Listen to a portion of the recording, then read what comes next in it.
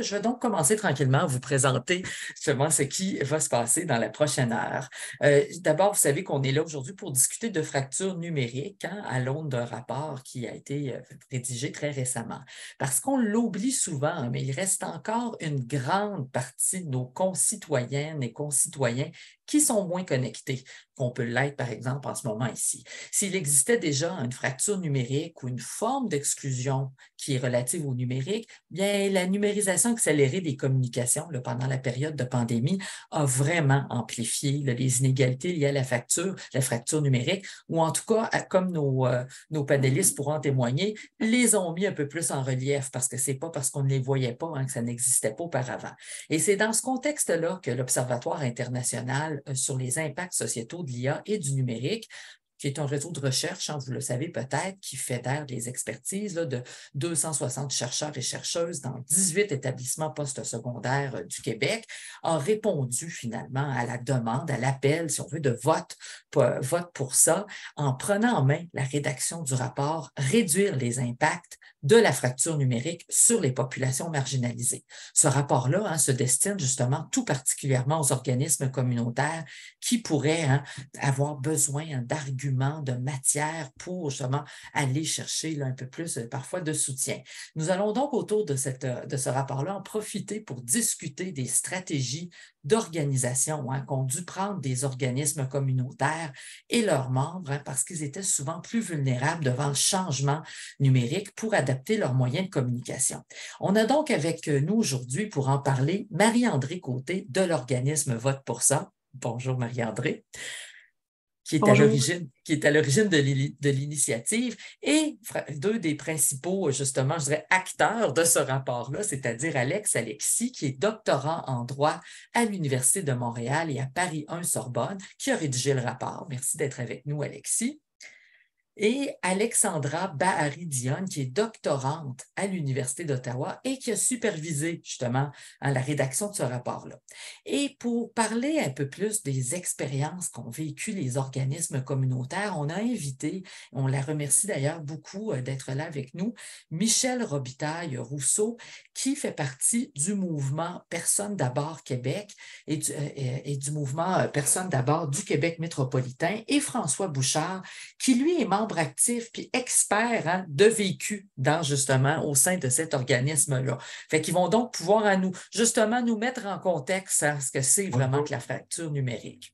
Alors, je vous remercie tous et toutes d'être là. Ce que j'aimerais d'abord pour commencer, hein, et c'est Marie-André qui va pouvoir m'aider avec ça, c'est comprendre mieux les origines du projet de recherche sur la fracture numérique, puis les motifs de vote pour ça, hein, de s'engager dans un pareil projet. Merci Marie-André. Oui, bonjour. En fait, pour débuter, je vais vous présenter un peu qui est Oui. Vote pour ça pour aider à comprendre pour cette mise en contexte. Donc, on est un organisme à but non lucratif qui réalise des activités de consultation, de participation citoyenne et de concertation pour des organisations locales et publiques, des municipalités, des entreprises, dans le but de favoriser l'acceptabilité sociale de projets locaux. Puis on va aussi développer nos propres projets là, qui vont aller dans le sens aussi là, d'une plus grande acceptabilité sociale. Dans le cadre de plusieurs concertations auprès du milieu communautaire qu'on a fait dans les dernières années, entre autres là, pendant la pandémie, on a constaté à quel point plusieurs d'entre eux soulevaient l'enjeu de la fracture numérique. Donc, bien sûr, là, comme tous, pendant la pandémie, c'est devenu un enjeu majeur. Comme ils soutenaient des populations vulnérables qui étaient plus à risque de vivre la Mhm. fracture numérique, ils constataient là, vraiment à quel point c'était problématique. La fracture numérique, elle touche également toutes nos activités de consultation auprès des citoyens. Donc, nous, on trouve vraiment important de donner la parole à l'ensemble, à tous les citoyens et d'aller rejoindre les gens là où ils se trouvent. Donc, on souhaite toujours éviter d'avoir uniquement une consultation en ligne. D'emblée, on allait à la rencontre des gens sur le terrain, on collaborait avec des organismes du territoire pour vraiment aller pouvoir rejoindre les populations plus vulnérables, pardon, et les populations qui vivaient de la fracture numérique. Donc, même avant la pandémie, c'était un Mhm. enjeu qu'on vivait au sein là, de notre organisation, mais l'impact était Ouais. moindre. Pendant la pandémie, par contre, toutes nos activités qui normalement sont en personne, donc des activités d'animation, des groupes de discussion, ont pris le relais, sont devenus en ligne. Puis donc, on l'a vécu vraiment à ce moment-là, une très grande impact, surtout qu'on était en train de faire une Ben oui. consultation auprès des populations vulnérables. Donc, c'était extrêmement difficile là, de pouvoir organiser ces groupes de discussion-là. Donc, à ce moment-là, on a commencé à réfléchir pour pouvoir, par rapport à ce projet-là, pour faciliter la participation citoyenne là, des Mhm. populations vulnérables, donc celles qui vivaient de la fracture numérique. Ouais. Puis on a aussi remarqué finalement faute de ressources humaines et financières adéquates, là, les organisations communautaires avaient mis en place parfois certaines initiatives, mais que c'était particulièrement difficile de les maintenir ou de pouvoir les poursuivre là, une fois là, la pandémie, sortie de la pandémie finalement. Ce qui est intéressant dans ce que vous me dites là, Marie-André, c'est que ça nous fait aussi réfléchir qu'il y a un déficit démocratique qui s'installe quand il y a une fracture numérique, parce que les gens qu'on veut consulter, dont on veut avoir l'opinion, qu'on veut qu'ils participent finalement au débat public, puis à la vie, je dirais, politique, ben là, ils se trouvent à avoir des manquements dans la communication, puis on ne peut pas tout le temps les rejoindre. C'est effectivement plus difficile de les rejoindre. Il Mhm. faut faire un effort. Il ne faut pas Ouais, oublier qu'il reste une partie de la population, justement, qui sont en situation de fracture numérique. C'est dans ce contexte-là, en fait, qu'on a ouais. commencé notre projet. On a mobilisé les acteurs locaux du territoire de Québec grâce à une subvention qu'on a eue de la Fondation Lucie-André Chagnon et une des initiatives canadiennes pour des collectivités en santé. On a pu faire notre première année là, où on est allé consulter des Ouais. citoyens, collaborer avec les organismes du territoire. Puis c'est dans ce contexte-là là, qu'on a fait cette collaboration-là aussi avec le VIA qui a permis de produire le rapport là, dont on va discuter aujourd'hui. C'est ça, qui est venu justement compléter là, toute cette démarche-là.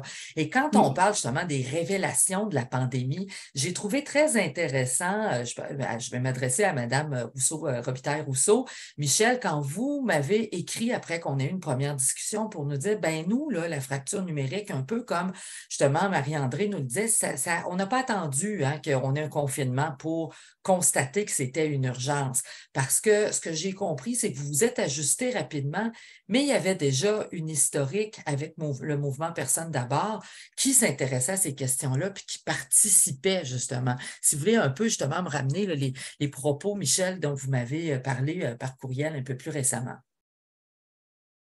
Effectivement, juste pour préciser, le mouvement Personne d'abord, c'est un organisme d'entraide, de Tout à fait. promotion, de défense des droits et des intérêts par et pour les citoyens adultes qui vivent avec l'étiquette sociale de la déficience intellectuelle. Donc, nous, c'est là, les gens avec qui on est amené à travailler. Et effectivement, parce qu'il y a quand même quelques années là, qu'on voit les organismes, même le gouvernement, prendre un virage 2.0, mais qu'on s'aperçoit aussi que ce n'est pas tout le monde. Là. Il y a des gens qui perdent un accès à des services et à de l'information. Donc, en ce sens-là, le mouvement a fait différentes actions. Les gens ont travaillé à la charte pour l'inclusion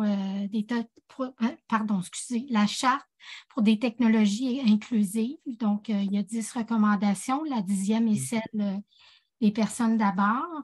Le mouvement a aussi fait une action dans le cadre de la Semaine québécoise des personnes handicapées, un apron, la campagne La sensibilisation sous l'assiette.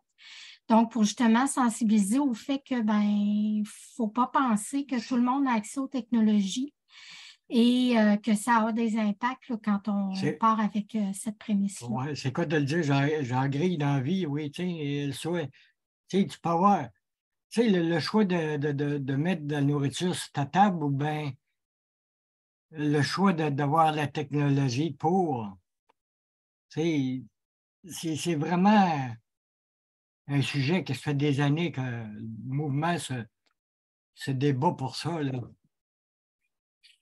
Puis c'est sûr que l'arrivée de la pandémie, un peu comme pour tous les groupes, là, ça a été, là on est dans le bain, puis il faut se revirer de bord parce qu'on veut maintenir un contact avec les gens pour éviter l'isolement, pour éviter la solitude. Donc, ça a été pour nous autres aussi, les intervenants, tout un branle-bas de combat parce que oui, on peut connaître Internet, on peut utiliser un ordinateur, mais là, Zoom, on ne connaissait pas ça. Teams, on ne connaissait pas ça.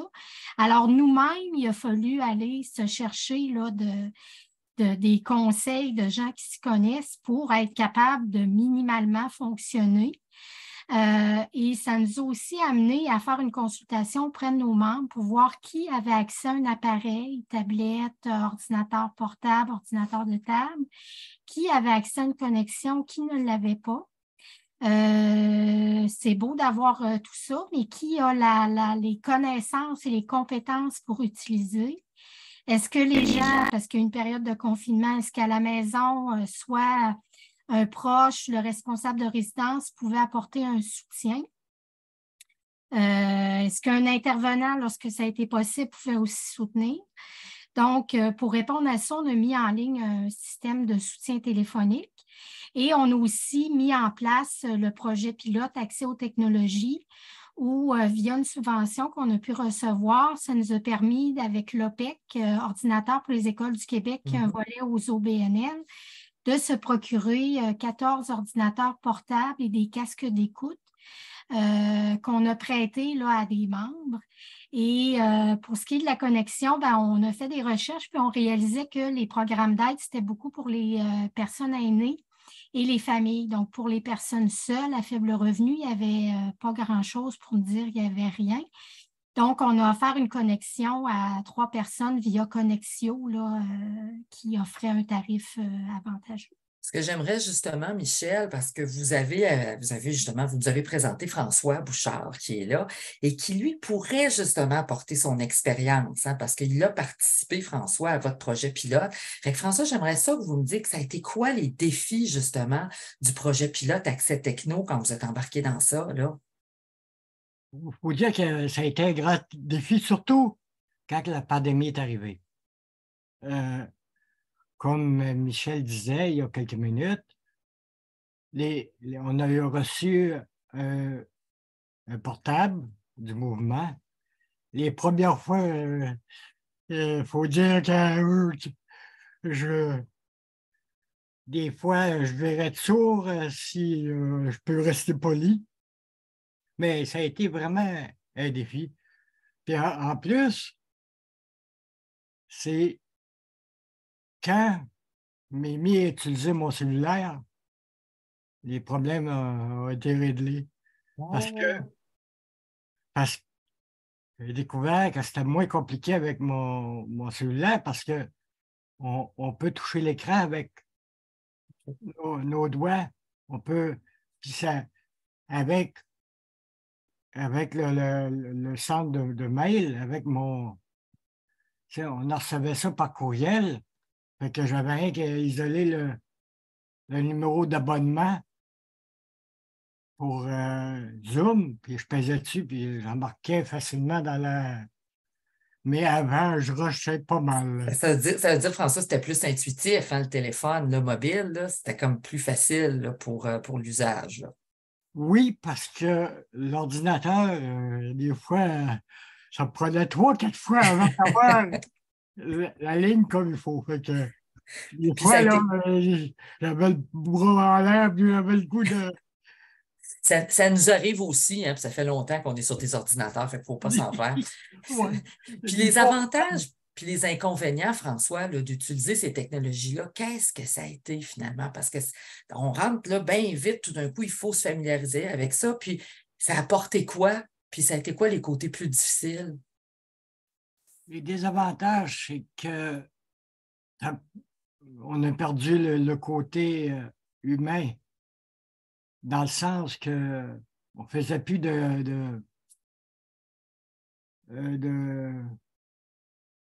ça porte un nom quand on est en groupe. Tu rencontres en personne? Oui, comment? En présentiel? Après, oui, c'est ça, merci. Je cherchais le nom. À présentiel, tu sais. Et là, on s'est retrouvé à faire ça à travers une machine numérique, là, tu sais. Ça a été comme ça a été plus difficile. Puis là, on est rendu dans l'après, on dit pandémie. Puis ça se passe comment, là, les relations sociales? Je pense entre autres à mouvement à personne d'abord, là, les communications, puis tout ça. Est-ce qu'on sent là, qu'il y a comme des compétences qui ont été acquises, que vous avez comme trouvé des façons là, finalement de mêler un peu ça ensemble? Oui, c'est sûr que ça nous a donné un petit peu plus de cordes dans comme l'expression qui dit, un petit peu plus de cordes dans son arc. Là. Mais c'est sûr que la technologie a ses bienfaits et ses mauvaises choses. Mm-hmm. Les bienfaits, c'est que l'hiver, c'est dangereux, on fait ça en vidéoconférence, en vidéo. Tandis qu'au printemps, on fait ça en présentiel. Ça évite que du monde qui se déplace en hiver risque de tomber et se faire une fracture. Vous avez trouvé des bons côtés, c'est ça. Oui, c'est un côté positif parce que l'hiver, il y en a qui ont de la misère à sortir dehors à cause du froid, puis ils sont sensibles à ça. Oui. Ça, c'est les bons côtés. Écoutez, je remercie François, puis d'ailleurs, on va aller voir avec Alexandra puis Alex qui vont nous parler justement de ce rapport qu'on présente aujourd'hui. Alors, bonjour Alexandre et Alexandra, vous pouvez maintenant ouvrir vos micros. Je vais justement proposer à Alex là, de mettre son micro, parce que là, on a même des gens qui nous disent, qui dans les commentaires, qui commencent à dire, bien là, finalement, c'est quoi? Qu'est-ce que c'est finalement la fracture numérique? Comment est-ce qu'on peut la définir? Bien, vous avez justement travaillé sur ces questions-là, sur comment on peut définir la fracture numérique, inégalité versus fracture. Puis Alexandra avait même produit un autre texte qui était sur les angles morts, justement, de la pandémie. Fait que ça nous permet un peu de faire le lien. Alexandra, ça serait quoi, finalement, les facteurs qui peuvent accentuer la fracture numérique, selon vos recherches? Oh, on ne vous entend pas, Alexandra.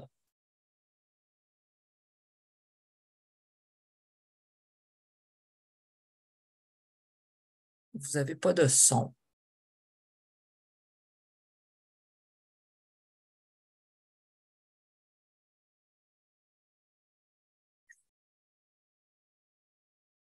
Peut-être qu'Alex, à ce moment-là, pourrait commencer à nous parler, si on veut, des facteurs qui peuvent accentuer la fracture numérique. Puis peut-être que Jean-Benoît pourrait voir avec Alexandra de ce qui se passe avec le micro.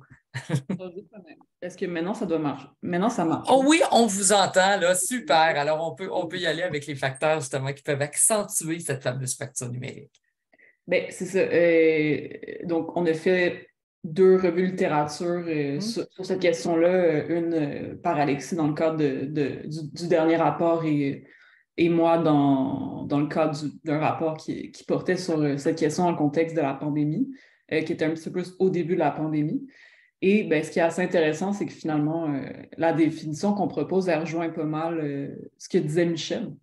Donc, on a défini là, dans ces rapports-là la fracture numérique comme des inégalités sociales dans l'accès, dans l'utilisation et dans la représentation des technologies numériques, mais surtout dans les avantages qui découlent de ces technologies. Puis là, vous inquiétez pas, chacun de ces 3 aspects-là, je vais un petit peu l'expliquer, l'illustrer. Bon, l'accès, c'est un petit peu plus simple, on en parle quand même pas mal, c'est l'accès, donc non seulement aux équipements technologiques, donc les ordinateurs, les téléphones intelligents, mais aussi Internet. Et là, il y a aussi une deuxième dimension qui est l'utilisation dont on a plus commencé à parler récemment, qui réfère aux aptitudes et aux compétences nécessaires pour utiliser les technologies numériques aux fins souhaitées. Ça, une fois qu'on y a accès. Donc, ça amène d'importantes nuances. Donc, c'est pas parce qu'on sait utiliser certaines technologies à des fins récréatives, par exemple, qu'on sait en tirer profit à des fins informationnelles. C'est ce qui a également été constaté en matière d'accès à l'information de santé pendant la pandémie. Donc, ça s'évalue moins de manière binaire, si on veut, que le premier type de fracture. Ça a une dimension plus contextuelle, si on veut. Et troisièmement, bien, on a vraiment plus récemment élargi la définition de la fracture numérique aux enjeux de représentation de certaines catégories de population ou d'enjeux dans les données numériques. Donc, par exemple, on a beaucoup parlé pendant la pandémie de décisions de santé publique qui pouvaient être prises sur la base de données qui, pour différentes raisons, ne représentent pas adéquatement toute la frange de la population pertinente. Ça a l'air un petit peu plus abstrait, mais dans le fond, on peut parler d'un problème de représentativité dans les données. Ça, c'est tout simplement parce que, par exemple, si on va faire des sondages, il y a certaines personnes qui ne répondent pas à ces sondages à cause des deux autres fractures, donc l'accès et les usages, et donc qui ne produisent pas des données numériques et donc qui ne sont pas représentées dans ces données-là qui vont être utilisées pour prendre des décisions parfois importantes. Puis, à cause du caractère manifestement multidimensionnel de ces inégalités-là, sur lesquelles Alex va revenir, il y a certaines auteurs et autrices qui vont préférer le concept d'inégalité numérique plutôt que de fracture numérique. Et on parle d'inégalité aussi parce que de fracture, parce que ça se déploie entre des individus sur le plan plus micro, si on veut, et plus largement des groupes sociaux, entre des régions, des pays, fait qu'il y a comme plusieurs échelles où elles vont se manifester, où on peut faire des comparaisons. Pourquoi social? Pourquoi on les a qualifiés d'inégalités sociales dans ces rapports-là? Parce que ces inégalités relèvent avant tout de problèmes sociaux qui peuvent évidemment pas être résolus que par des solutions technologiques. Donc ça, c'est quand même des aspects importants sur lesquels les autres intervenantes vont revenir. Puis comme Alex va en parler, la crise sanitaire, elle a à la fois révélé l'ampleur des inégalités numériques et elle a à la fois aggravé leurs conséquences. Oui, c'est intéressant parce que vous, dans le fond, vous reprenez des points, Alexandra, que Marie-André nous disait tout à l'heure sur le fait que si on ne peut pas consulter les gens, effectivement, je dirais qu'il y a quasiment un déni de démocratie qui se fait là, parce qu'on a une fracture numérique. Je passe la parole donc à Alex, qui lui va nous parler, parce qu'il est à titre de rédacteur de ce rapport-là, des effets sur les citoyens en situation de vulnérabilité de cette fracture-là ou de ces inégalités numériques qu'on constate quand on en fait justement une revue de littérature. Merci Nadia. Justement, c'est aussi une question qui est posée dans le chat, personne qui demande quels sont les défis spécifiques auxquels sont confrontés les groupes marginalisés dans le contexte de la fracture numérique. Alors, il faut dire que les effets de la fracture numérique sur les personnes vulnérables sont nombreux et à bien des égards interreliés. Donc, il y a bien sûr une certaine interconnexion entre ces effets. C'est comme si ça fonctionnait en boule de neige, quoi. Donc, concrètement, ces effets peuvent se traduire par la perte de chance, par exemple, perte d'opportunités d'emploi lorsque ces personnes vulnérables, justement, n'ont pas accès à Internet, ou encore par la désinformation en ligne, c'est-à-dire lorsque ces personnes ont effectivement accès à Internet, mais ne disposent pas forcément la littératie numérique pour faire le tri entre les diverses informations qui circulent sur le web. Donc, cela montre à quel point les différentes dimensions de la fracture numérique évoquées par Alexandra impactent chacune et de manière significative la vie des populations en situation de vulnérabilité. La pandémie COVID-19 en fournit d'ailleurs une illustration topique, je trouve, dans le domaine de la santé publique. Car, s'agissant d'abord de la fracture numérique dans l'accès aux technologies, donc premier niveau tel que décrit par Alexandra, les politiques ont abondamment mobilisé les canaux numériques pour soutenir la population pendant la crise. Or, il se trouve que certaines franges de la population, justement, notamment les personnes en situation de précarité, n'ont pas pu bénéficier correctement du soutien et des soins proposés parce qu'elles ont un accès limité aux technologies numériques. Donc, c'est ce que disaient les autres intervenants précédemment. S'agissant ensuite de la fracture numérique dans l'utilisation des technologies, les mesures de confinement ont considérablement entravé les aides techniques que les personnes en situation de fracture socio-numérique avaient l'habitude de recevoir en temps normal de leurs proches. Donc, ce qui a été bien mis en évidence tout à l'heure également, le fait que chacun reste en isolement, on va dire, donc ça casse un petit peu la dynamique du soutien social, la dynamique de la solidarité qui, en temps normal, permettrait les personnes qui étaient moins habiles avec les technologies numériques de pouvoir recevoir une aide adéquate pour pouvoir utiliser ces technologies dans le contexte de la pandémie. Et s'agissant enfin de la fracture numérique dans la représentation des technologies, donc troisième niveau, elle s'est traduite justement parce que certains auteurs, je pense par exemple à Milan Etrere ou encore au professeur Karine Jatelet et Alexandra Baharidian dans leur rapport, donc ce qu'ils appellent la pauvreté des données. Donc cette pauvreté concerne tant les pays du Sud que les pays du Nord. Hein. Dans les pays du Sud, donc je profite pour répondre partiellement à la question posée dans le chat, où une personne demande justement quels sont les effets concrets que peuvent avoir les inégalités numériques dans les pays du Sud, dans les pays en développement. Alors, dans le contexte de la pandémie, justement, cette pauvreté de données s'est traduite en fait par l'incapacité des pouvoirs publics de produire des statistiques fiables et de tester leur population, notamment en raison du manque d'infrastructures médicales adéquates. Donc, ça a donné des résultats, en fait, pas mal ironiques, parce que certains États, justement, ont voulu importer des statistiques produites dans les contextes différents, donc dans les contextes du Nord, pour pouvoir les plaquer telles quelles sur les populations des pays du Sud, ce qui n'a pas marché finalement. Et il y a eu une autre tendance aussi, hein, c'est une sorte de slogan consistant à dire donc, pas de données, donc on n'a pas vraiment de données, pas de tests sur nos populations, donc pas de problème, quoi. Donc, ce dont on sait qui est faux, du moins en partie. Donc, tout ça, ce sont des impacts, justement, que peuvent avoir cette fracture numérique de troisième niveau, à la fois dans les pays du Sud, mais aussi chez certaines populations vulnérables dans les pays du Nord. Parce que la pauvreté des données, en fait, a pour conséquence, comme Alexandra l'a bien noté, de miner certaines politiques sanitaires et d'aggraver ainsi les risques sanitaires encourus par les populations en situation de fracture numérique, puisque justement, il n'y a pas de données pertinentes sur ces populations. Donc, voilà.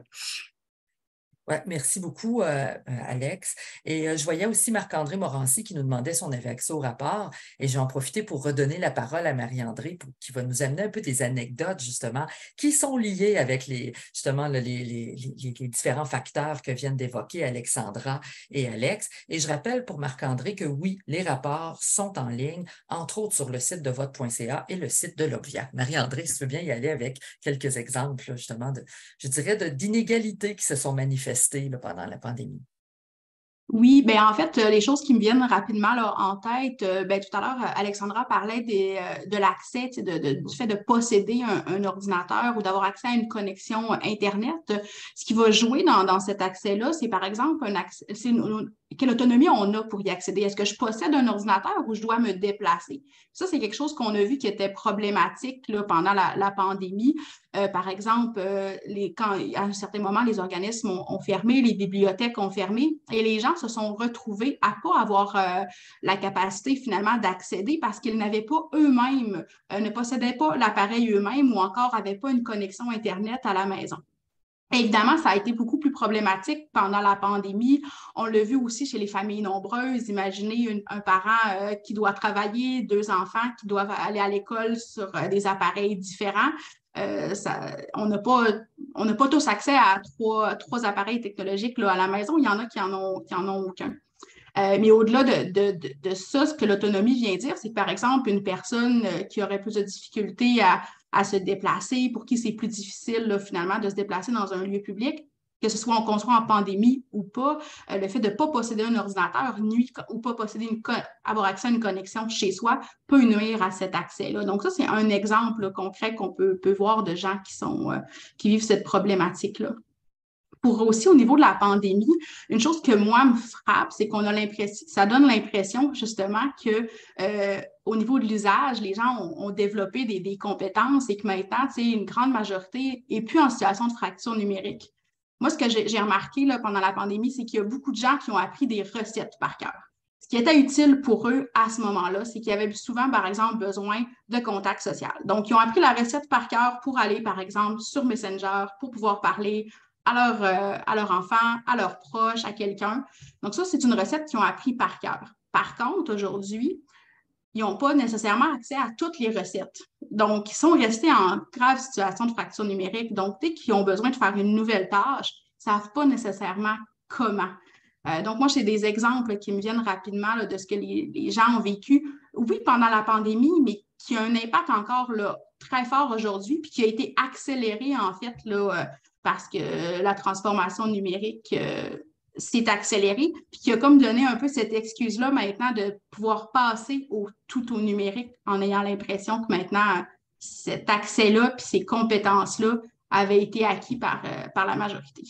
Que c'était fait finalement. Puis je pense que là, justement, Michel Robitaille-Rousseau va pouvoir nous apporter aussi des exemples parce que c'est pas parce que, comme tu le disais très justement, Marie-André, qu'on a appris très vite à se mettre en lien, qu'on est capable de faire des opérations plus complexes en ligne, puis qu'on va être capable, même si on nous propose le tout numérique gouvernemental, qu'on va être capable d'aller chercher nos services pour le gouvernement. Fait que Michel Robitaille-Rousseau, je vous invite à nous parler un peu parce que vous m'avez sorti tellement d'exemples intéressants quand on s'est parlé la première fois, qui montraient bien que c'est pas parce que rapidement on nous a lancé un ordinateur, qu'on a mis ça dans les mains, qu'on est capable finalement de faire tout ce qu'on souhaiterait qu'on fasse, si on le veut bien.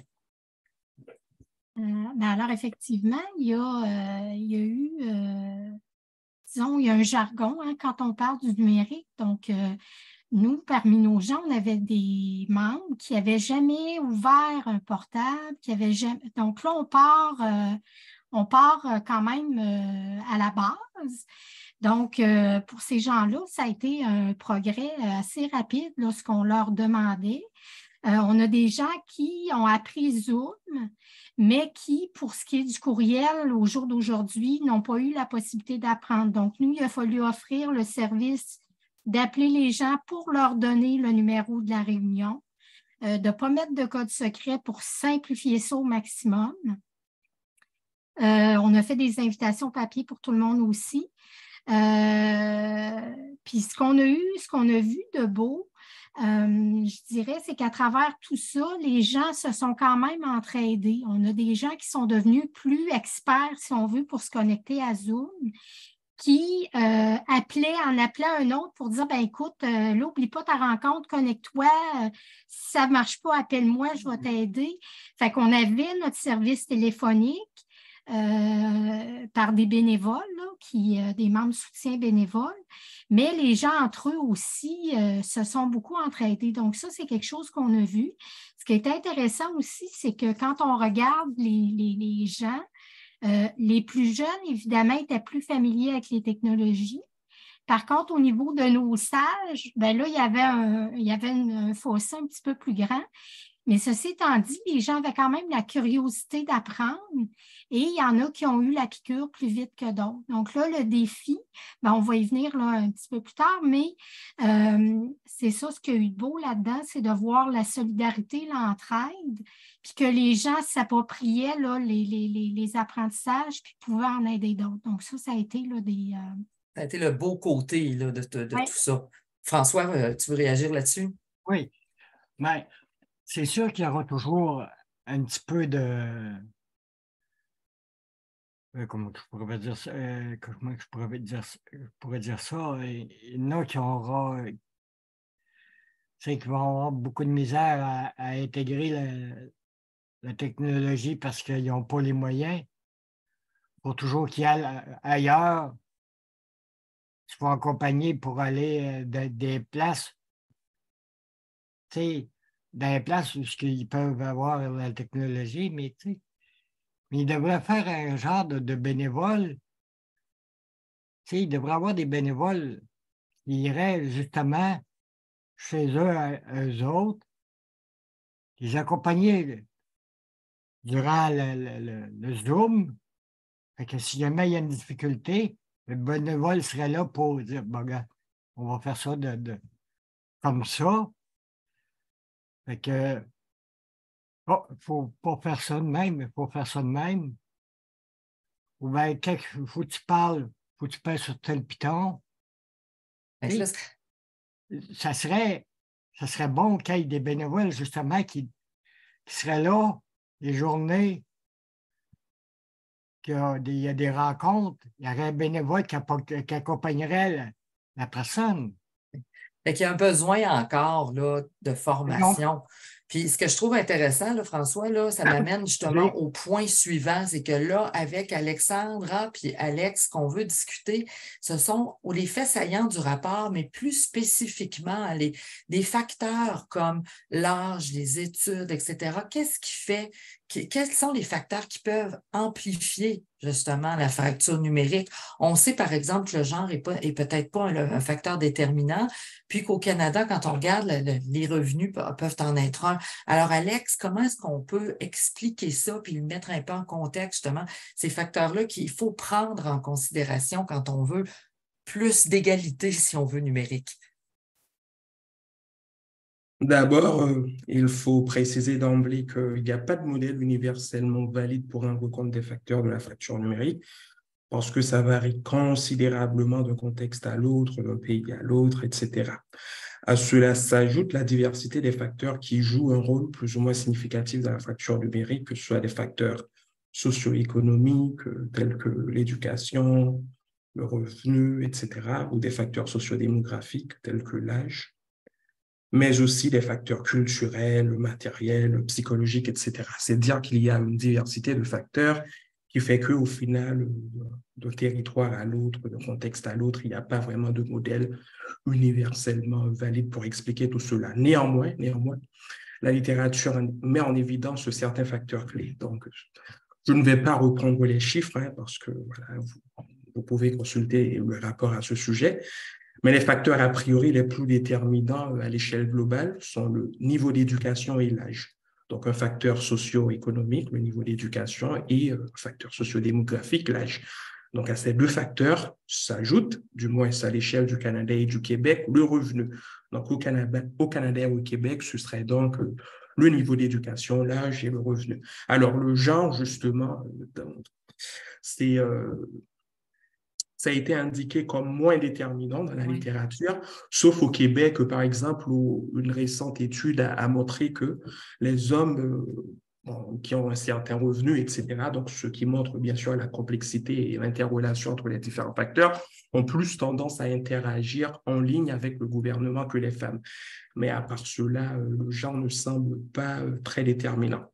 Et outre ces facteurs d'ordre socio-économique et démographique, il faut aussi compter les facteurs d'ordre psychologique, politique ou culturel. Oui. Il peut s'agir, par exemple, de l'inconfort devant les écrans, des préoccupations relatives à la vie privée ou à la confidentialité, de manque d'intérêt pour les technologies numériques, voire d'un choix politiquement assumé, c'est-à-dire délibéré, de rester à l'écart du numérique. Ça peut être pour diverses raisons. Pour diverses raisons, par exemple, François évoquait justement tout à l'heure qu'il y a une sorte de perte de contact humain avec le développement du numérique et il y a de plus en plus de gens qui font le choix de rester volontairement un peu à l'écart du développement numérique et technologique. Donc voilà en gros pour les faits. Et ce que je trouve intéressant, c'est que justement dans le rapport qu'on propose et dont je vais mettre le lien là, dans le chat dès que je vais avoir une minute ou si jamais un de mes collègues m'entend, pensez-y. Donc, vous avez parlé d'âge, c'est ce qu'on voit dans votre rapport. On a en tout cas les chiffres d'études récentes qui nous disent que ce sont des personnes un peu âgées, d'un peu plus de 65 ans, généralement, qui vont avoir plus de difficultés. Puis on s'aperçoit que les gens qui ont fait plus que des études secondaires, ayant fait au plus des études secondaires, représentent 64% des non-utilisateurs et 48,6% des utilisateurs de base. Fait que là, on voit un petit peu, on pourrait, pour ceux qui nous écoutent, aller justement voir un peu comparer avec le terrain qu'on a dans les organismes communautaires, avec ces chiffres-là, pour essayer de voir un peu plus clair là, dans ce qui se passe, peut-être dans notre milieu particulier. Et par ailleurs, justement, je voulais justement vous solliciter, Alexandra. Là. Mais en fait, parce que ça va peut-être permettre de répondre à la question dans le chat des populations vulnérables.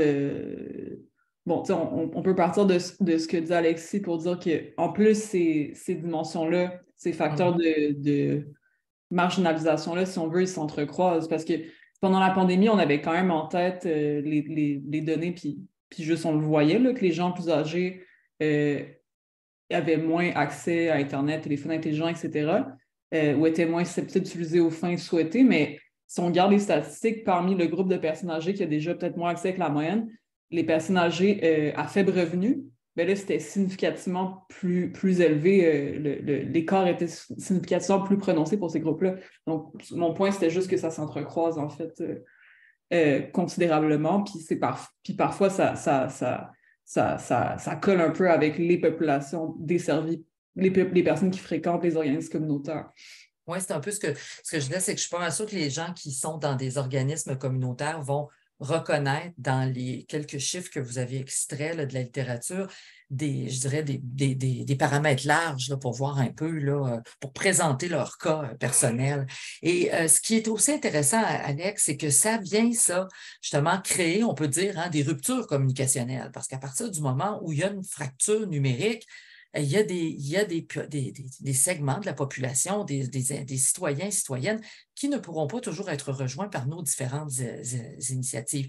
Est-ce que vous pouvez, Alex, me mettre un peu en contexte que le rapport nous apprend à ce propos-là? Oh, votre micro, Alex. Un grand classique, justement, depuis qu'on est en Zoom. Voilà, fracture numérique. C'est ça. Justement, le rapport a permis de mettre en évidence l'existence d'une fracture numérique interorganisationnelle, donc entre les organisations. Parce qu'on constate que non seulement il y a des inégalités numériques entre les entreprises privées, hein, et les organismes communautaires, c'est classique, mais aussi entre les organismes communautaires eux-mêmes. Donc, lorsque c'est fracture numérique organisationnelle, c'est-à-dire à l'échelle des organisations, rencontre la fracture numérique qui frappe les populations marginalisées, cela occasionne parfois, voire souvent, des ruptures de communication entre les organismes communautaires et les populations qu'ils desservent. Donc, par conséquent, les organismes vont avoir plus de mal à joindre leur public et réciproquement. Et de plus, le virage numérique accéléré du service public introduit, on va dire, une nouvelle couche de rupture communicationnelle qui concerne cette fois le triangle usager, organisme communautaire et pouvoir public. En effet, certains organismes communautaires qui manquent de ressources matérielles et de compétences numériques, parce que ça existe, tous les organismes communautaires ne sont pas suffisamment bien lotis en termes de ressources et de compétences numériques. Donc, ces organismes vont éprouver des difficultés à accompagner les usagers dans leurs relations avec le service public numérique, parce que les organismes communautaires font souvent ça, c'est accompagner l'usager d'un côté vers le service public de plus en plus dématérialisé. Donc, si les organismes communautaires sont eux-mêmes, on va dire, frappés par cette fracture numérique, donc cette relation-là devient plus difficile à maintenir. Et bien évidemment, ces difficultés s'inscrivent, il faut le dire aussi, dans des logiques politiques et communicationnelles et organisationnelles plus larges, telles que le sous-financement chronique des organismes communautaires. Très souvent, voilà, c'est les financements par projet. Parfois, ça ne dure pas. Parfois, il n'y a pas de perspective de pérennisation. Tout ça s'inscrit dans ces difficultés-là qui sont plus larges, quoi. Et on arrive à ce moment-là à se demander comment est-ce qu'on peut mitiger finalement les effets de la fracture numérique. Vous parlez de ce virage, je dirais, majeur présentement au Québec vers de plus en plus de numérique dans la fonction publique. Alexandra, vous aviez là, quelques idées à nous transmettre là-dessus. Je pense qu'il y a des gens qui vont être preneurs parce que je vois que dans les commentaires, on nous demande mais qu'est-ce qu'on peut faire finalement, donner les accès à des ordinateurs? Comment est-ce qu'on peut aider un peu? Alors, si vous voulez nous parler un peu de ce sujet. Oui, ben c'est ça, selon le chat, je vois que c'est les parties que les gens attendaient. Oui, il y a plusieurs possibilités qui s'offrent aux organismes communautaires pour pallier les impacts de la fracture numérique. Mais ce qui est dit dans le rapport, c'est que ces efforts peuvent être confrontés à un certain paradoxe auquel peut-être vous avez justement été confrontés.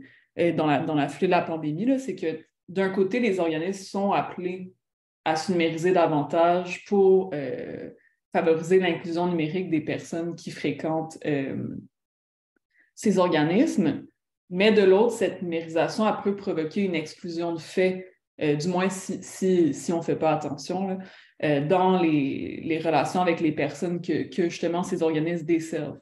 Donc, le défi, c'est de trouver une espèce d'équilibre entre la transition numérique qui a été entamé, qui a été plus... qui a été entamé dans le contexte de la pandémie pour certains organismes, mais la nécessité de conserver des alternatives hors ligne. Donc, premièrement, en termes de virage numérique, le fait de s'outiller sur le plan technologique, ça peut permettre, dans une certaine mesure, de venir directement en aide aux exclus sociaux numériques. Puis on en a parlé, donc en mettant en place des initiatives de soutien matériel, d'assistance technique, de formation. Là, je vois que dans le chat, il y a quelqu'un qui a publié un lien vers des formations offertes par un organisme. Dans mon domaine, qui est le droit, je pense à plusieurs cliniques juridiques communautaires à l'étranger, mais aussi ici, qui ont accompagné des personnes qui avaient des audiences par visioconférence. Donc, les personnes qui n'avaient pas Internet chez eux se présentaient dans les locaux de la clinique et assistaient à leur audience avec les intervenants-intervenantes. Puis des fois, je me demande si on y pense du côté des décideurs publics quand parfois un service numérique, ça implique toutes sortes d'intermédiaires. C'est pas juste directement le service numérique puis l'usager ou l'usageur. Il y a souvent les intermédiaires, dont les acteurs communautaires qui vont être impliqués. Je pensais même à justement qu'il y a une de ces cliniques-là pendant la pandémie, où c'était vraiment une période de confinement, il y avait un usager qui avait un appel téléphonique avec un tribunal, puis lui était de son côté dans un CLSC, on lui configurait l'accès à Zoom pour que les juristes dans leur clinique, eux, par Zoom, l'accompagnent pendant qu'il parlait au téléphone avec le tribunal. Donc, c'était vraiment comme toute une chaîne d'intermédiaires. En fait, qui mobilisait plusieurs organismes. Bon. Puis, évidemment, ça amène une certaine pression sur les ressources de ces organismes. On pourrait éventuellement en discuter. Là. Évidemment, ça prend du temps, ça prend de l'argent, etc. Puis, ça a été de ce qu'on a vu, mais vous le savez aussi peut-être même mieux que nous, là, vraiment, ça a vraiment impacté pas seulement les personnes, mais les organismes communautaires. Tout le temps qui était à investir pour accompagner les personnes, alors ça n'avait pas nécessairement été prévu dans le financement de ces organismes-là.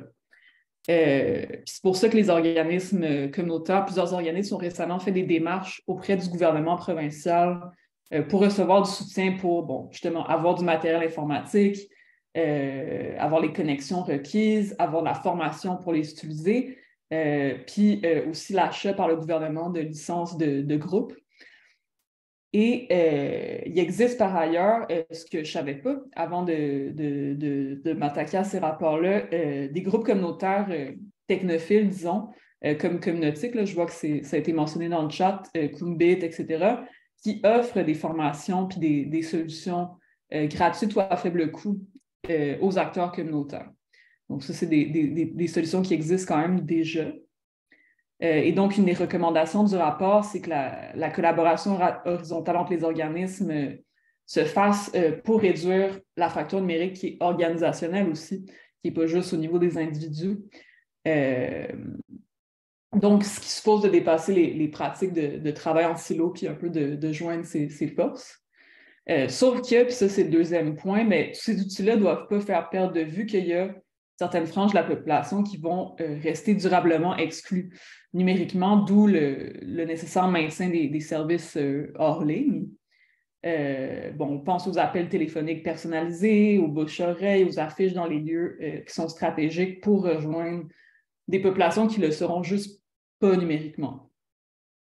Puis, autre exemple, là, dans la clinique juridique communautaire avec laquelle j'ai travaillé dans le cadre de mes recherches, on savait que les personnes concernées découvraient souvent la clinique en raison de sa proximité physique avec d'autres organismes qu'elle fréquentait. Puis, j'ai un problème avec la police depuis quelque temps. Là, je me tourne sur une clinique, mais j'aurais même pas pensé sinon. Donc, on savait qu'on échappait complètement ces personnes-là pendant le confinement.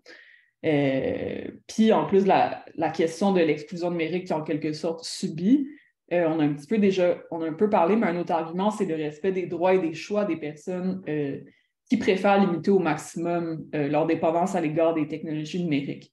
Puis que ce soit subi ou choisi, c'est sûr que ça met en lumière la frustration des organismes qui ne sont pas toujours consultés avant qu'il y ait des initiatives qui favorisent la numérisation des services d'intérêt général soient mis en place, alors que pourtant, ils ont une expertise vraiment singulière sur les habitudes des personnes qu'elles desservent.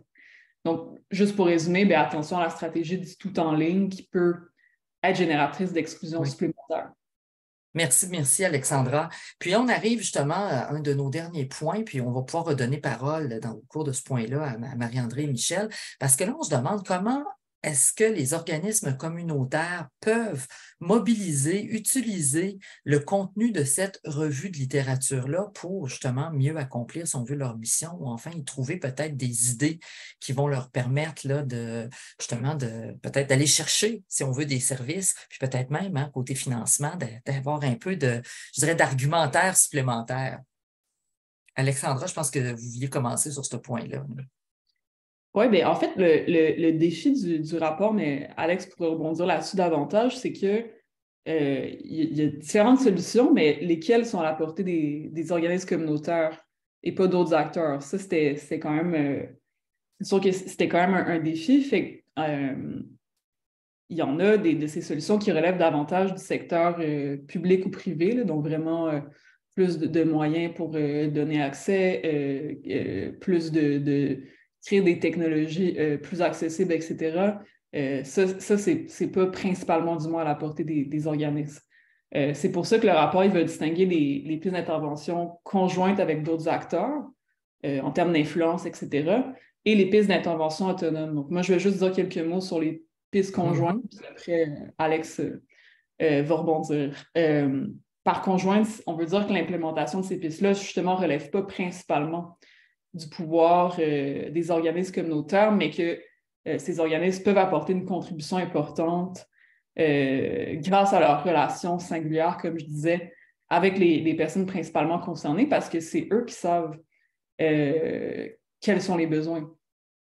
Il y a certaines initiatives qui vont plus se prêter à collaborer avec les pouvoirs publics pour réduire la fracture chez les personnes défavorisées. Donc, on pense aux actions on peut penser à des actions de plaidoyer, de veille citoyenne, d'ateliers conjoints pour assurer l'inclusion des personnes concernées dans la conception des outils technologiques, ce qu'on appelle le co-design, ou encore le design participatif, puis on en parle de plus en plus de ça, de vraiment en amont, de consulter les personnes au lieu que ça soit par la suite, ce qui comme on le sait, a pu mener à divers problèmes.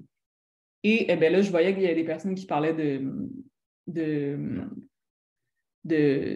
questions de situations de handicap visuel, par exemple, dans le chat. Ben, les organismes communautaires peuvent inciter les designers à prendre en compte les règles d'accessibilité universelle dès la conception de l'outil plutôt qu'en aval, ce qu'on appelle Inclusion by Design. Et ça consiste à favoriser l'utilisabilité des équipements technologiques ou de software ou peu importe par toutes les catégories de personnes. Ça va d'une part éviter la multiplication d'équipements conçus uniquement pour certaines catégories de personnes. Ce qui est important parce que des recherches montrent que ces personnes-là peuvent craindre d'être stigmatisées ou étiquetées par le fait d'avoir recours à des équipements spécialisés. Et en plus du fait que, malheureusement, autrement, on va souvent se retrouver avec pas du tout d'options pour ces personnes-là. Donc, ça, c'est plus au niveau des pistes d'action conjointes, mais maintenant, Alex va vous parler des pistes d'action plus autonomes. Merci, Alexandra. Alex, donc les pistes d'action plus autonomes, si on veut. Oui, justement, comme l'a dit si bien Alexandra, alors l'idée aussi du rapport, c'est de bien distinguer des pistes d'action que les organismes communautaires peuvent actionner directement de par eux-mêmes, c'est-à-dire qu'ils ne demandent pas d'avoir un pouvoir politique qui dépasse leur échelle d'action, ni des ressources vraiment très, très importantes qui relèveraient, par exemple, de types de ressources dont dispose généralement l'État ou les grosses entreprises privées. Donc, ces pistes d'intervention autonomes vont assez logiquement se situer surtout au niveau du premier et du second niveau de la fracture numérique, c'est-à-dire des pistes d'action dans l'accès aux technologies numériques et l'utilisation des technologies numériques. Alors, les organismes communautaires n'ont pas vraiment, à ce stade, des capacités vraiment très poussées, sauf pour les organismes très spécialisés qui évoluent même dans le champ de la conception technologique, parce que ça existe, mais les organismes qui évoluent dans d'autres secteurs, alphabétisation, handicap, éducation, etc., n'ont pas forcément, en fait, des pistes et d'actions autonome dans le domaine de la troisième dimension de la fracture numérique qui est liée à la représentativité des données et la représentation dans les données et dans les technologies numériques. Alors, revenons plus précisément sur des pistes d'action autonome. Donc, on peut distinguer, par exemple, des solutions assez classiques et souvent mises en œuvre par les organismes communautaires en l'état, telles que la mise à disposition d'Internet dans les locaux des organismes communautaires, parce que peut-être pour certains d'entre nous, c'est assez évident aujourd'hui que tout le monde ait accès à un niveau suffisant d'Internet. Pourtant, ce n'est pas du tout le cas. Dans les milieux ruraux, par exemple, le débit n'est pas à un niveau, en fait, le flux d'Internet et le débit n'est pas à un niveau suffisant pour permettre et une utilisation optimale. Donc, si on mettait, par exemple, Internet directement à disposition des usagers dans les organismes communautaires ou dans des points relais, comme le faisait un organisme communautaire qui s'appelle Communautique, je crois, de mémoire. Et aussi, on peut, ça aussi, c'est classique, mettre du soutien technique au sein des organismes communautaires à l'utilisation effective d'Internet, ou encore effectuer différentes campagnes de sensibilisation, d'éducation, etc. Donc là, je parle des pistes d'intervention d'une manière très générale, c'est-à-dire pouvant être mises en œuvre par chaque organisme communautaire, mais lorsque vous allez lire le rapport, vous allez voir aussi, on propose des pistes bien spécifiques à certains types d'organismes communautaires ayant des objets très particuliers. Par exemple, évoluant dans le domaine de l'éducation ou encore de l'handicap, de la déficience intellectuelle, etc., etc. Donc voilà, on a plusieurs tableaux dans le rapport qui précisent tout ça de manière assez synthétique.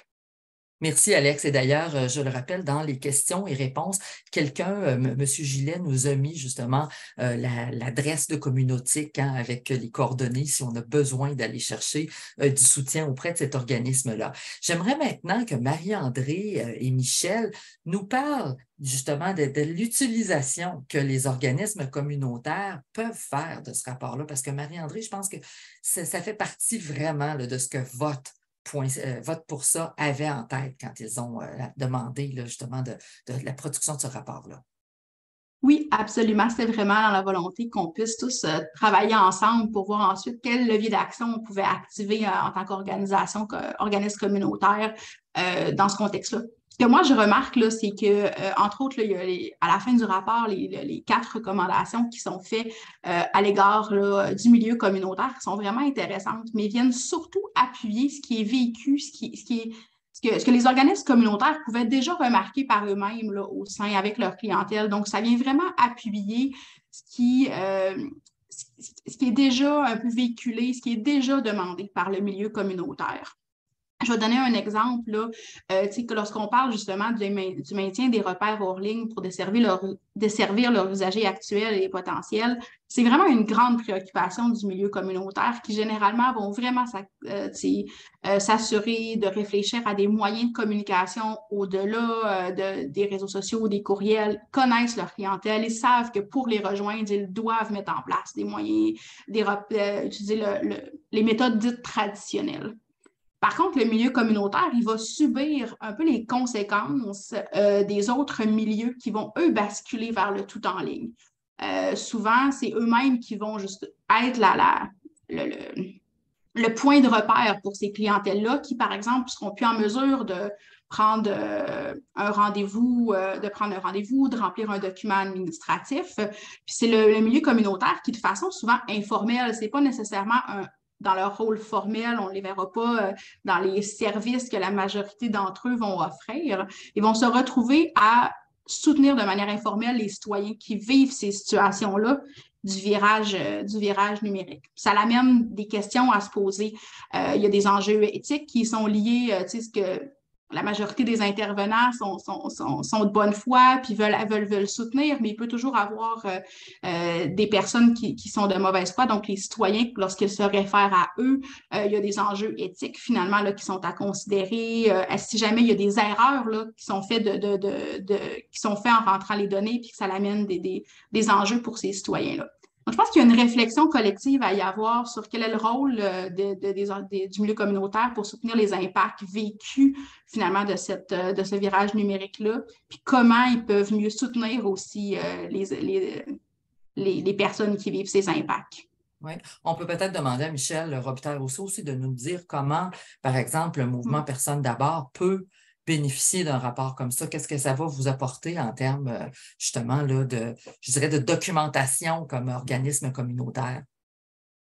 Bien, je dirais que ça vient appuyer aussi là, les revendications que les gens portent, dans le sens que oui, l'accès aux technologies, mais ne jamais perdre de vue là, que ça prend des alternatives comme le contact avec un humain, un petit peu ce que Alexandra, Alexis et Marie-André ont dit aussi.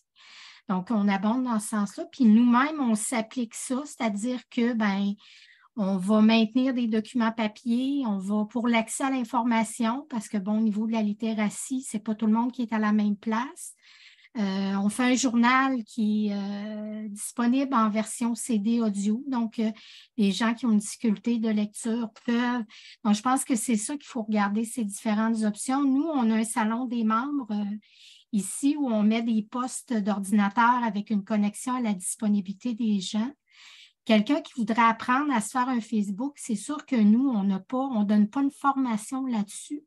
Fait que dans les prochaines étapes, on essaye de voir où est-ce qu'on peut référer les gens, puis où est-ce que la formation va quand même être capable de s'adapter à la réalité ou aux spécificités des personnes. Donc, je pense que les recommandations peuvent vraiment être aidantes là, en ce sens-là. Puis comme dit Marie-André, on veut bien aider les gens, mais à un moment donné, nous aussi, on a des limites là-dedans. Là. Faire un passeport vaccinal, ça peut aller, mais quand c'est des demandes plus pointues ou la confidentialité et tout, on se ramasse entre deux chaises, puis c'est pas agréable pour nous, puis c'est pas agréable pour la personne principalement concernée. Donc, je pense que c'est un rapport là, qui peut être très aidant. En ce sens-là, là, pour aller chercher des ressources puis vous documenter. Là. Monsieur Bouchard, vous voulez ajouter un petit quelque chose? Oui. Malheureusement, je l'ai perdu. Mais là, c'est ce qu'on va faire. On va demander à Marie-André de compléter parce qu'il s'en vient d'autres projets pour ça. Puis, je pense que Marie-André, vous aviez envie de nous dire un peu qu'est-ce qu'on va faire avec ça. Oui, puis ça fait un lien justement encore avec ce qui est proposé dans les recommandations où ça parle justement de des fois du manque de connaissances dans le réseau de ce qui se passe, de ce qui peut être offert aux organismes, aux citoyens, donc pour développer entre autres cette connaissance-là, mais pour mieux se parler. En fait, nous, Vote pour ça, on a obtenu un financement là, pour les 5 prochaines années de la Fondation Lucie et André Chagnon. Pour mobiliser les acteurs autour de l'enjeu de la fracture numérique sur le plan national. Donc, en plus de mobiliser là, des acteurs nationaux dans la démarche, on va également vouloir mobiliser des réseaux d'acteurs locaux dans différentes communautés au Québec, parce qu'on croit quand même qu'il y a des réalités qui sont différentes en fonction de où on est, puis qu'on ne travaillera pas nécessairement les mêmes stratégies, ce pas les mêmes outils qui vont nous être utiles. Parfois, oui. Parfois, il va falloir les adapter. Donc, c'est vraiment l'objectif là, pour les prochaines années là, de pouvoir collaborer, de pouvoir créer cet écosystème-là, finalement, qui vont pouvoir plus facilement se parler, partager des connaissances, développer des stratégies, des outils là, qui vont être utiles pour pouvoir permettre d'agir finalement là, pour réduire les impacts de la fracture numérique. Fait que vous faites un pas de plus justement encore pour réduire toujours plus cette fracture-là. Madame Robitaille-Rousseau, est-ce qu'il y a des choses que vous aimeriez apporter aussi en ce sens-là dans les projets qui s'en viennent pour le mouvement Personnes d'abord? Nous, par rapport à notre projet pilote Accès aux techno, là, le grand défi, c'est d'assurer la mise à jour du parc informatique, l'entretien, parce qu'on sait que, Zoom, à un moment donné, il faut mettre à jour. les gens ne sont pas nécessairement habilités eux-mêmes à le faire. Et on a aussi de développer des partenariats pour justement voir à maintenir et à consolider les acquis que les gens ont fait là, pendant la pandémie. Donc, on veut faire des approches là, avec un groupe d'alpha pour voir, est-ce qu'il y a une possibilité? Puis là, les gens qui veulent développer le courriel, Facebook, Messenger et Alouette, auraient l'occasion d'aller. Puis je voudrais dire aussi que par rapport à la démarche de votepour.ca, ce qui est intéressant, c'est que ça a permis justement à différents organismes de se regrouper puis justement de parler des réalités qu'ils ont vécues. Fait que ça, c'est intéressant aussi là, de voir comment chacun a pu, puis oui, il y a des points convergents à tout le monde, mais ça a été une phase très intéressante là, du projet avec de la collaboration avec votepour.ca. Bien, merci beaucoup. Puis est-ce qu'il y a encore des questions? Je sais qu'au fur et à mesure, d'ailleurs, bravo Alex qui réussissait à nous parler tout en gardant un œil sur toutes les questions qui surgissaient. Est-ce qu'il reste des questions auxquelles il y a des gens quand même qui, dans les questions-réponses, nous ont mis des suggestions justement soit de ressources ou de vidéos, de formations, etc., que vous pourrez aller voir. Puis il y a Cécile qui nous propose le RGPAQ qui a lancé une campagne sur le virage numérique puis ses impacts sur les personnes peu alphabétisées. Puis elle nous a mis le lien pour aller voir justement la vidéo de cette campagne-là. Est-ce qu'il reste des questions? Ne vous gênez pas, faites-moi signe peut-être avec la petite main s'il reste des questions que vous aimeriez adresser à l'un ou l'autre de nos panélistes. Vous pouvez autant vous adresser à Marie-André, à Michel, qu'à Alex ou à Alexandra. Est-ce que j'ai encore des questions ici? Là, je tâche de suivre dans les deux chats, mais ce n'est pas toujours ce qui reste. Il y avait M. Delallé qui avait eu plusieurs questions. OK, ça, je pense qu'on y a répondu quand même pas mal. Est-ce qu'il y a d'autres questions qui ont surgi ailleurs dans le chat, peut-être?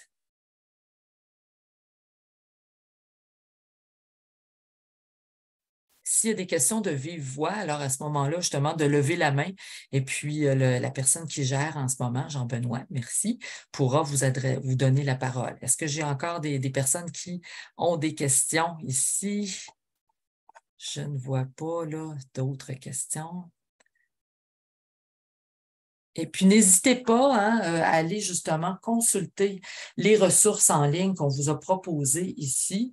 Est-ce que j'ai une autre question? OK, alors peut-être une dernière question de M. Mostafa Delallé qui nous demande quels sont les effets à long terme de la fracture numérique sur le développement social et économique d'un pays? Je pense que c'était une question là, qu'il avait depuis le début. Peut-être que c'est Alexandra et Alex qui pourront nous fournir une réponse. Est-ce qu'un de vous deux aimerait prendre la balle là-dessus? Bon, alors Alex a mis son micro. Je vous laisse la parole. Alors, personnellement, je n'ai pas connaissance, en tout cas, je n'ai pas en tête actuellement des études bien précises traitant des effets à long terme de la fracture numérique sur le développement économique et social des pays.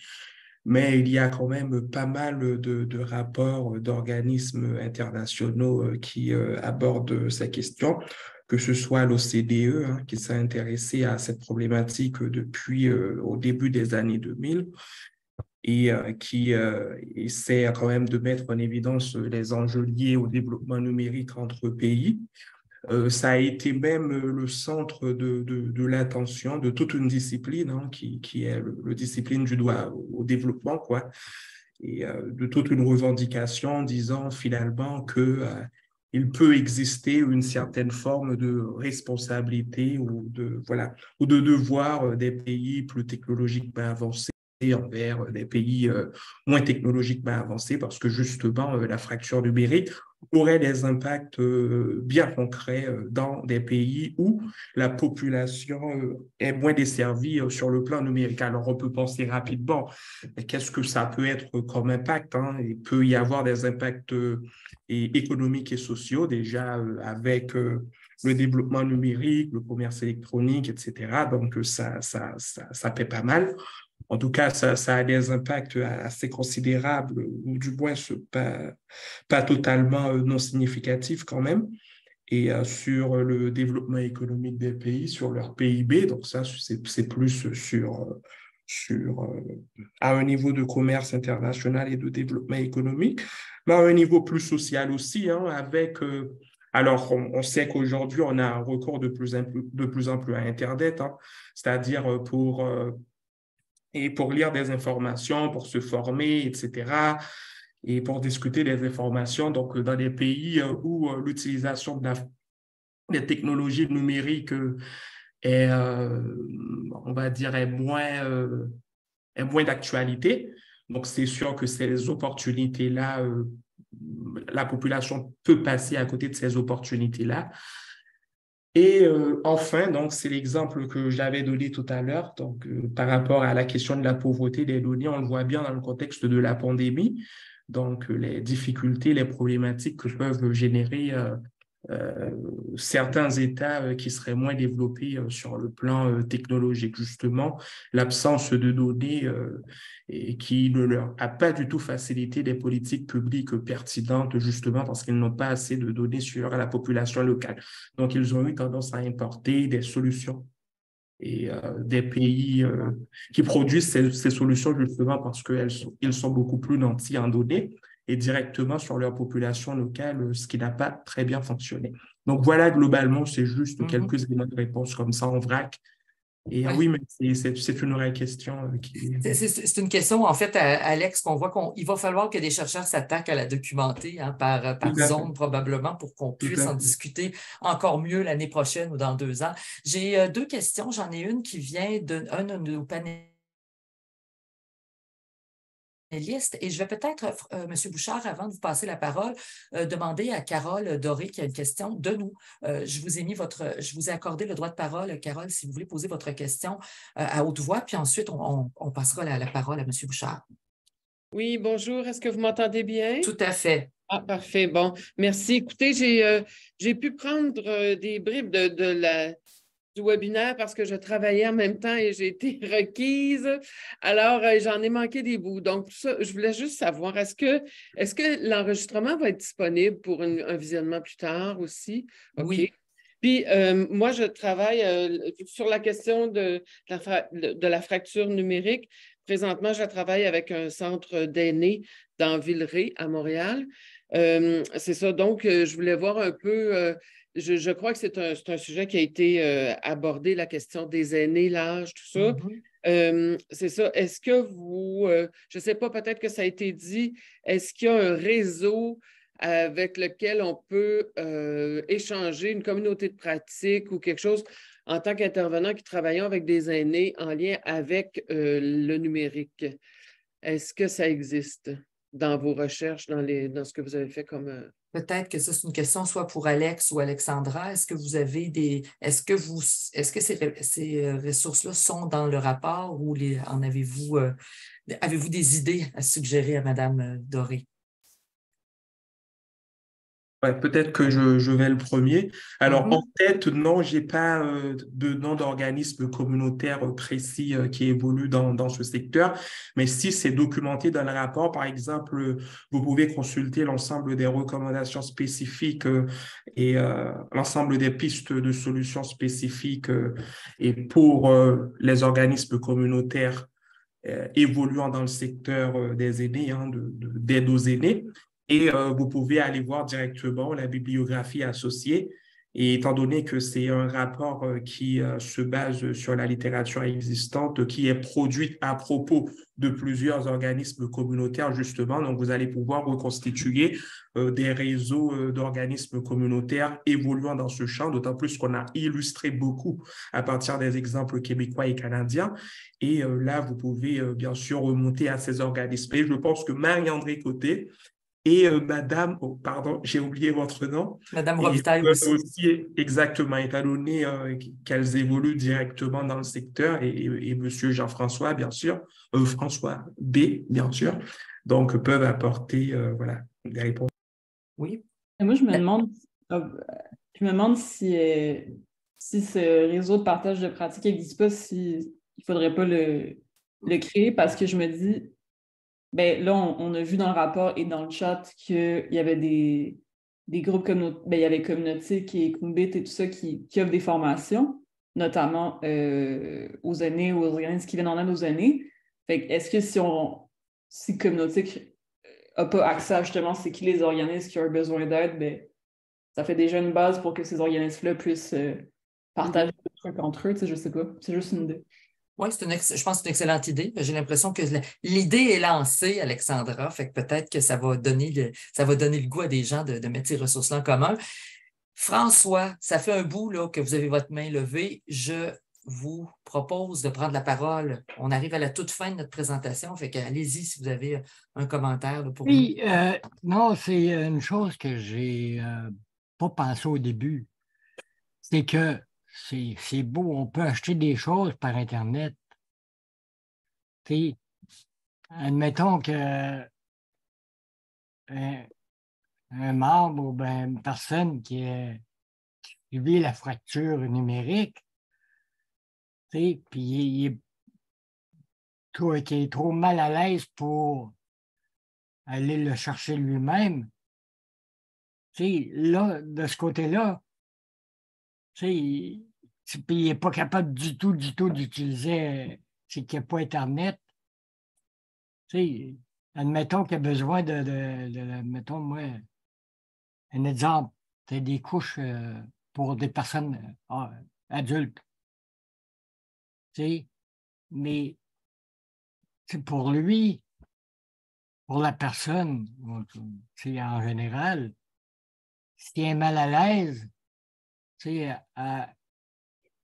vu qu'il n'est pas capable d'aller sur Internet, les acheter, puis que la commande arrive par la poste, ben, des choses de même, ou ben, il a besoin d'un nouveau cellulaire, puis il est trop gêné pour aller acheter. Mais ça devrait, il devrait y avoir des choses de même pour que si jamais une personne est mal à l'aise, qu'on puisse y apprendre et l'encadrer, l'aider dans ça. Ouais. Oui, d'arriver, de dire, gars, sois pas mal à l'aise, on est là pour t'aider. Et savez-vous à quoi ça me fait penser, ça, François, ce qu'Alexandra nous disait, de mettre en commun les ressources. Hein? On arrive à la fin là, de cette conversation-là. Puis je pense qu'Alexandra, l'idée va sûrement faire son chemin parce que ce que François apporte, hein, c'est vraiment des besoins fondamentaux, hein, des gens qui ont besoin d'utiliser finalement Internet, savoir comment commander de façon sécuritaire les choses dont ils ont besoin au quotidien. Mais tu sais, c'est ça. Mais si la personne est aidée à commander ces choses par Internet, si ça peut y enlever un poids, là, ben oui. Tu sais. Mais c'est ça. On parlait tantôt d'avoir des bénévoles qui seraient engagés pour aider à pallier les faiblesses. Ben, pas les faiblesses, non. Je dirais plutôt l'inconnu pour les personnes qui n'ont pas Internet. Oui, je pense que le projet que Michel nous parlait tout à l'heure d'ailleurs, hein, Michel, ce que vous avez abordé, la formation, ça va aller dans ce sens-là aussi, hein, montrer aux gens à se faire des comptes, peut-être même un compte Amazon, etc., ou un compte sur leur pharmacie préférée. Fait que là, on voit que dans la fracture numérique, puis j'arrive à mes commentaires de fin, ça recouvre plusieurs types je dirais, de citoyens, citoyennes, mais aussi des besoins très, très différents alors qu'on est rendu au tout numérique, hein, qu'on propose finalement aux citoyens de faire toutes leurs transactions en ligne, d'interagir avec leur gouvernement en ligne. Je pense que le rapport va sensibiliser beaucoup de gens au fait qu'il y a encore une très grande portion de la population qui a besoin à différentes étapes justement de sa littératie numérique, d'un accompagnement pour être capable de fonctionner, puis être capable aussi d'accéder à ces services-là, de ne pas être laissé pour compte, hein, de ne pas se retrouver comme on le disait tout à l'heure, à ne pas être pris en compte, qu'on ne soit pas entendu, qu'on ne puisse pas communiquer clairement. Alors, s'il y a quelqu'un qui a un dernier mot de la fin, moi, je conclurai notre webinaire là-dessus parce que j'ai comme l'impression, Marie-André, que par le biais du site de votepour.ca, hein, on va trouver aussi de l'information sur le site de l'Observatoire international des impacts sociétaux du numérique et de l'intelligence artificielle, l'OBVIA. Aussi, vous allez trouver d'autres rapports qui ont été faits, entre autres, par Alexandra Bahari-Dionne. Hein, il suffit d'aller fouiller un petit peu dans nos sites. Fait que vous allez pouvoir vous mettre à jour. Puis j'espère qu'on aura d'autres initiatives suivre comme ça, hein, qui vont nous permettre de mettre les gens ensemble, comme on vient de le faire aujourd'hui, pour jaser, hein, puis pour comprendre mieux. Hein, puis ça va donner des idées à nos chercheurs aussi. Là. Je vois Alex qui a un petit sourire. Là. On a eu toutes sortes d'idées qui nous sont venues en cours de route, hein, pour se dire, oh, il y a encore de la recherche à faire, les amis. Hein. On va pouvoir continuer à produire ce genre de produits-là. Je vous remercie beaucoup, les gens qui étaient là, qui ont été très actifs dans les commentaires. Franchement, là, c'est vraiment agréable pour nous quand on voit que vous avez un grand intérêt comme ça pour ce qui se passe en ligne. Et puis, évidemment, c'est enregistré. Ceux qui ont manqué des petites portions, vous pourrez le réécouter. Ça sera bientôt en ligne. Puis, je remercie tout particulièrement Marie-André Côté de Vote pour ça, Michel Robitaille-Rousseau de Personnes d'abord, avec justement notre expert François Bouchard qui était là pour nous parler de son expérience de pandémie puis de connexion.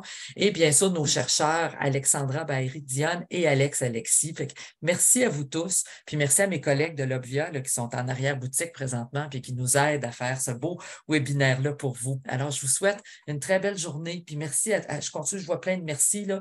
Moi aussi, je vous remercie d'avoir été tous là. J'espère qu'on va se revoir bientôt pour parler de ce genre de sujet-là. Bonne fin de journée. Merci beaucoup pour l'invitation. Ça m'a fait plaisir de participer. À la prochaine, peut-être. Merci, exactement. Merci. Merci beaucoup. À la prochaine. Prochaine.